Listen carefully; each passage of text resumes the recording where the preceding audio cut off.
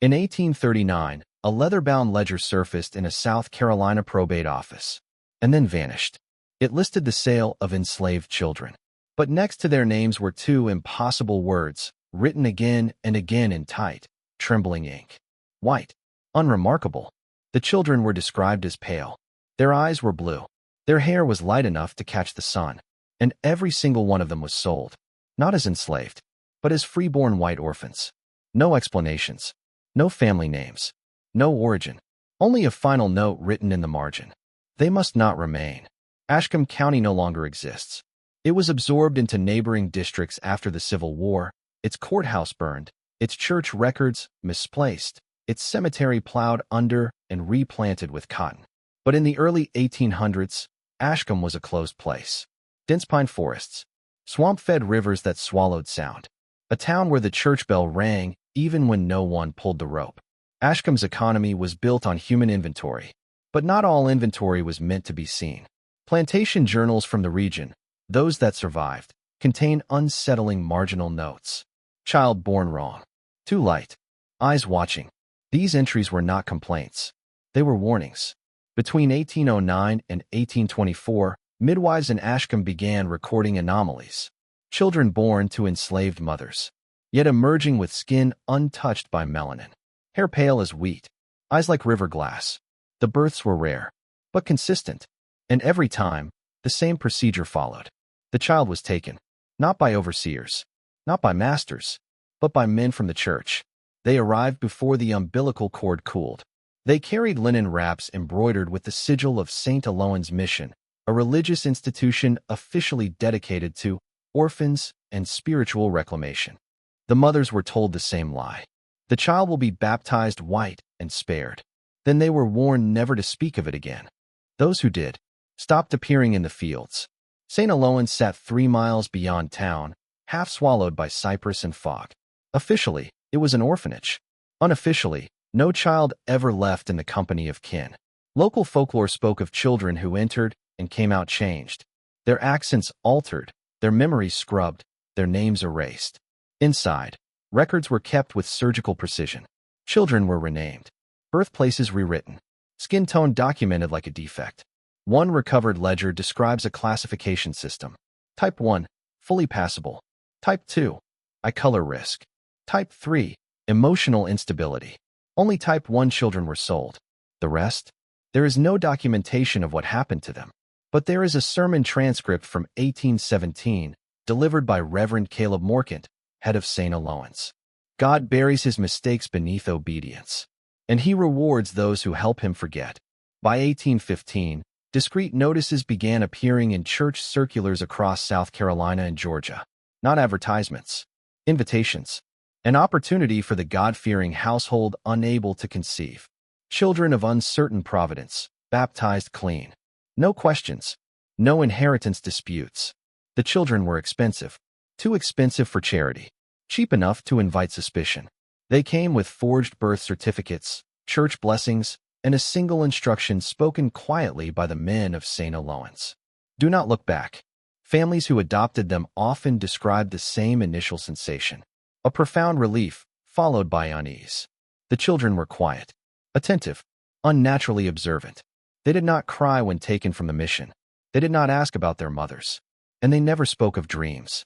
The Holloway family of Beaufort County was the first recorded anomaly. Their adopted son, Elias, arrived at age 6. Blue-eyed, pale, polite. Neighbors admired him, praised his manners, whispered about how fortunate the Holloways were. 3 months later, their house burned to the ground. No accelerant, no storm, no explanation. Elias was found standing barefoot in the ash, uninjured. When asked where his parents were, he said, "They went back where I came from." The case was dismissed as tragedy. But then it happened again, and again. By 1821, a quiet pattern had emerged. Families who adopted pale children reported disturbances. Furniture moved overnight. Locked doors opening. Bible pages torn to specific verses. Animals refusing to enter certain rooms. The children never caused visible harm. They simply endured. And when tragedy struck, illness, fire, suicide, disappearance, the child was always spared. Church elders blamed moral weakness. They advised prayer, isolation, discipline. One letter from a Charleston pastor reads, "These children test the soul. Perhaps God wishes to see how much loss a family can endure." Not all memories were erased cleanly. Some children spoke in sleep. Adoptive parents reported hearing phrases whispered through walls. "I wasn't supposed to be light. They washed me." The bell never stopped. One woman, Lydia Pruitt, secretly recorded her adopted daughter's speech phonetically in a sewing journal. The girl repeated the same phrase for years. They cut the shadow out. When Lydia confronted St. Aloan's mission, she was told her child suffered from imaginative excess. 2 weeks later, Lydia drowned in a shallow creek. The child was reclaimed by the church. In 1824, a second ledger surfaced, this one kept by a county clerk who fled north. It documented payments made not by families, but by churches, funds exchanged to relocate children, to alter census data, to silence midwives. One line appears again and again: compensation for correction. At the back of the book, a list of children marked with a symbol resembling an eye crossed out. Next to each name, non-passable, returned. No burial records followed. Ashcombe County knew more than it admitted. Farmhands whispered that the children were wronged twice. Once by birth, once by cleansing. That St. Aloan's was not saving souls, but editing history. A former groundskeeper later testified, decades later, that beneath the mission were rooms without windows. Rooms where children were kept until they learned not to remember. He described the sound that came from below on Sunday nights, like breath being pulled out of stone. The church called him mad. Ashcombe called him dangerous. He disappeared in 1827. By the early 1830s, the first of the pale children reached adulthood. They did not age like others. Not physically, but socially. They struggled to attach to communities. They drifted from apprenticeships, farms, marriages. Employers described them as present but absent, polite, capable, yet impossible to truly know. Many were accused of being ungrateful, cold, unnaturally self-contained. One plantation owner wrote in frustration, "It is like speaking to a house with lights on and no one inside." These adults rarely stayed anywhere long, and when they left, misfortune followed. In 1832, a man named Thomas Reed appeared at the edge of Ashcombe's ruins. He was 32 years old, blue-eyed, pale, marked in St. Aloan's records as Type 1, fully passable. Thomas had been adopted by a family in Savannah. They died of fever when he was 14. He claimed he could not remember his childhood, only a bell ringing underground. Thomas returned to Ashcombe because, in his words, "Something keeps counting me." He walked the old mission grounds every night. Locals said he spoke to the soil. 3 weeks later, he was found hanging from a cypress tree, his eyes open, staring west. The coroner noted something strange. No rope burns, no struggle, only a deep indentation around the skull, as though something had pressed inward for years. Surviving letters from pale adults reveal a shared psychological fracture. They described feeling divided. One part functional, another sealed away. Recurring sensations included the sense of being watched from behind one's own eyes, sudden emotional numbness during moments of joy, an inability to dream. A woman named Margaret Ellis wrote, "I feel as though I was edited. Something essential crossed out." Doctors blamed hysteria, melancholia, inherited weakness. No one considered that memory itself might have been surgically altered, not by knife, but by ritual. As whispers grew louder, St. Aloan's mission expanded its influence. Pastors warned congregations against false sympathy. They framed the pale adults as spiritual failures. "Some souls," preached Reverend Morcant, "are spared only to demonstrate the cost of defiance." The mission began summoning former children for renewal confessions. Those who attended were never the same afterward. Those who refused disappeared. Records show increased church expenditures for travel, confidential burials, property reclamation. Ashcombe County may have dissolved on paper, but its machinery never stopped moving. In 1836, torrential rains exposed shallow graves near the old mission. Farmers reported pale bones surfacing in the mud. Small, malformed, wrapped in rotted linen. No headstones, no names, just symbols carved into the coffin remnants. The same crossed out eye. The church declared the remains unrelated, ordered immediate reburial. One farmer disobeyed. He kept a fragment of bone. Weeks later, he was found wandering, unable to speak, carving circles into his own skin. He died before winter. The bone fragment was never recovered. As America moved towards civil war, the pale adults began to vanish from records altogether. Census data erased them. Marriage registries omitted them. Death notices never printed. It was as if the country itself was learning how to forget. Some historians believe this was intentional. That St. Aloans, and institutions like it, were practicing a form of preemptive erasure. If a person did not fit the narrative, they were removed from it. In 1841, Reverend Caleb Morcant fell ill. Before his death, he dictated a confession to a visiting cleric. Only fragments remain. They were not mistakes. They were reminders. We cleaned them so the world could stay clean. What we cut away did not die. The final line is written in a different hand. God forgive us if they remember. Morcant died that night. St. Aloans closed 6 months later. St. Aloans' mission officially shut its doors in 1842. No scandal, no investigation, no public reckoning. The buildings were stripped, sold, and dismantled. The bell tower was taken down plank by plank. The earth beneath it was turned and reseeded. Church officials claimed the institution had fulfilled its purpose. But closure did not end the story. It only changed its shape. Within a year, similar reports began surfacing in neighboring counties. Children with unclear origins. Birth records amended after the fact. Families adopting infants with strangely incomplete histories. Different names. Same procedures. It was no longer St. Aloans. It was a method. By the 1840s, some pale adults had children of their own. And something unexpected happened. The children were not pale. They bore ordinary skin tones. Brown eyes. Dark hair. But they exhibited the same disturbances their parents had described. Night terrors with no imagery. A refusal to enter churches. An instinctive fear of bells. One physician noted in 1844, the child reacts to stimuli that do not exist. Parents reported their children staring into empty corners, listening.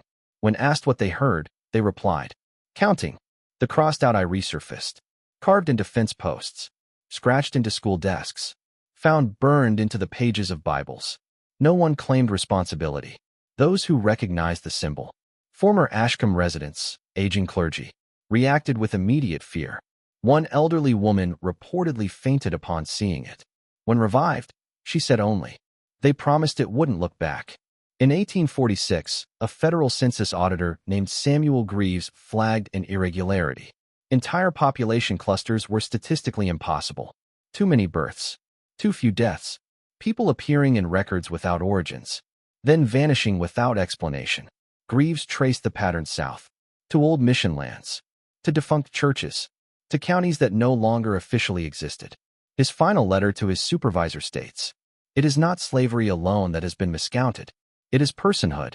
Greaves resigned weeks later. He burned his papers. He moved west. And he never spoke of it again. What the institutions had failed to understand was this. Memory does not disappear when suppressed. It migrates. The pale children had been stripped of identity. But the absence itself persisted. A hollow past from parent to child. From record to record. From church to state. Communities built on selective, forgetting developed symptoms. Ritualized silence. Moral rigidity. Fear of ancestry. The horror was not what happened to the children. It was how efficiently the system learned to repeat it. When St. Aloans' bell was dismantled, its clapper was removed. It was melted down, repurposed into church fixtures across the region.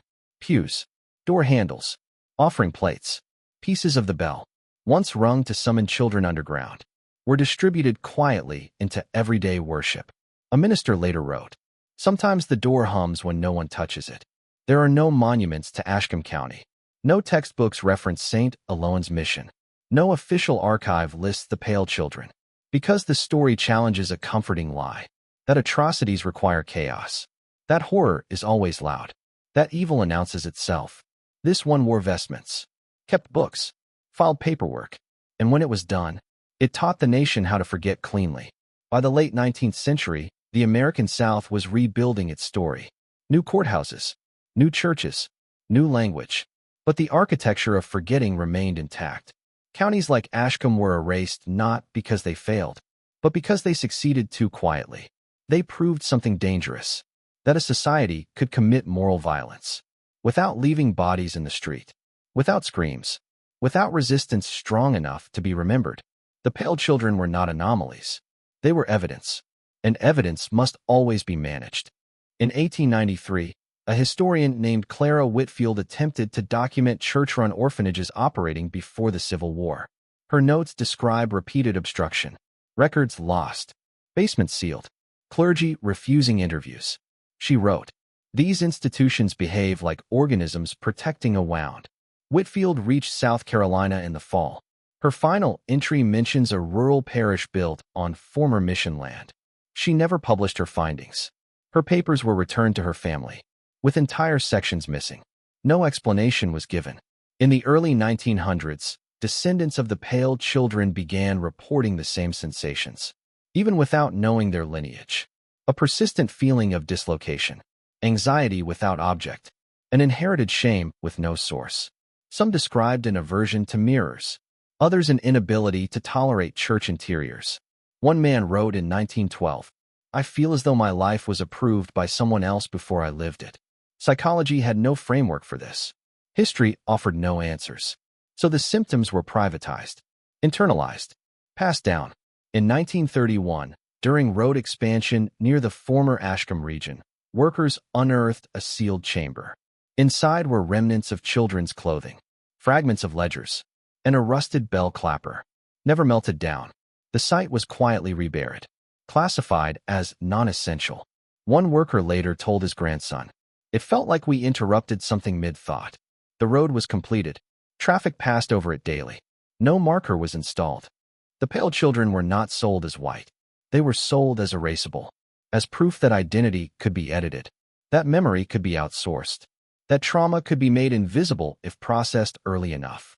The institutions believed they were purifying society. What they were actually doing was teaching it how to dissociate. And dissociation, once learned, never stays contained. There is no curse in this story, no haunting in the traditional sense, only a technique, a method refined over generations. Identify the inconvenient, rename it, reclassify it, sell it, forget it. The pale children were only the beginning. Every era produces its own version, different faces, same silence. And if you've ever felt a hollow where a history should be, if you've sensed something missing but never knew what, you may already be living with the aftermath, not of what was done to them, but of what was learned. Ashcombe County does not appear on modern maps, but it exists, in records altered just enough to feel wrong, in institutions that insist they are benevolent, in families that inherit fear without story. The pale children were taught to forget who they were. The rest of us were taught to forget they ever existed. And that may be the most successful horror America ever produced.